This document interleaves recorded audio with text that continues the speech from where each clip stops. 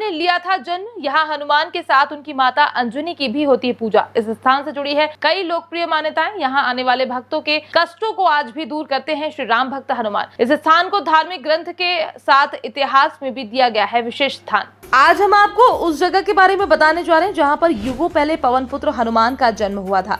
आपको जानकर हैरानी होगी कि ये हनुमान जी का जन्म स्थान आज भी सुरक्षित है और लोग आज भी यहां दर्शन करने आया करते हैं। आज हम आपको इसी स्थान के बारे में पूरी जानकारी क्रमवार तरीके से देने जा रहे हैं। पवन पुत्र हनुमान का जहाँ जन्म हुआ था वो स्थान झारखंड के गुमला जिले में है, जहाँ पर आज भी लोग आकर पूजा अर्चना किया करते हैं। जानकारी के अनुसार हनुमान जी का जन्म जहाँ हुआ था वो गुमला जिले के 18 किलोमीटर दूर अंजनी गांव में है और इस गांव का नाम हनुमान की मां अंजनी के नाम पर ही रखा गया है। ऐसा कहा जाता है कि प्राचीन समय में इस गुफा में हनुमान जी की मां रहती थी और यहीं पर उन्होंने अपने पुत्र यानी अंजनी नंदन को जन्म दिया था। इस अंजनी गुफा के पास एक प्रतिमा भी है जिसमें अंजनी हनुमान को गोद में लिए हुए हैं। अंजनी गुफा से ऐतिहासिक महत्व की कई दुर्लभ वस्तुएं मिली हैं।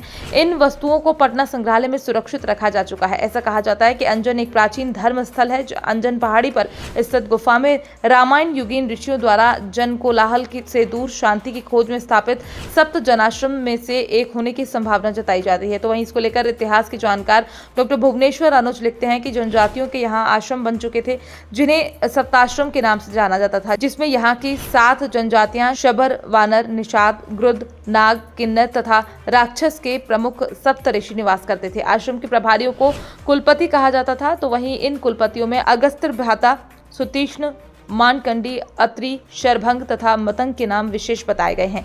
यहाँ पर अंजनी माता की ग्राम देवी की तरह भी पूजा होती है। इनकी पूजा आदिवासी, गैर आदिवासी, सदान सभी कई दशकों से किया करते हैं। अंजनी माता जिस गुफा में रहा करती थी उसका प्रवेश द्वार एक विशाल पत्थर की चट्टान से बंद है। अंजनी माता के भक्त द्वार के एक छोटे छिद्र से अक्षत और पुष्प अंदर चढ़ाकर पूजा अर्चना किया करते हैं। इसको लेकर लोगों का मानना है कि गुफा अंदर 1500 फीट से अधिक लंबी है। इस गुफा मार्ग से होकर माता अंजनी कभी कभार खटवा नदी तक जाती थी और स्नान कर लौट आती थी। यही गुफा वो स्थान है जहां से पवन पुत्र हनुमान ने कई लीलाओं को किया था, जिनका उल्लेख रामायण में भी किया गया है। विदित है कि रामायण में हनुमान जी का विशेष महत्व बताया गया है। श्री राम के कई कार्य पवन पुत्र हनुमान ने अपनी बुद्धि व बल से पूरे किए थे।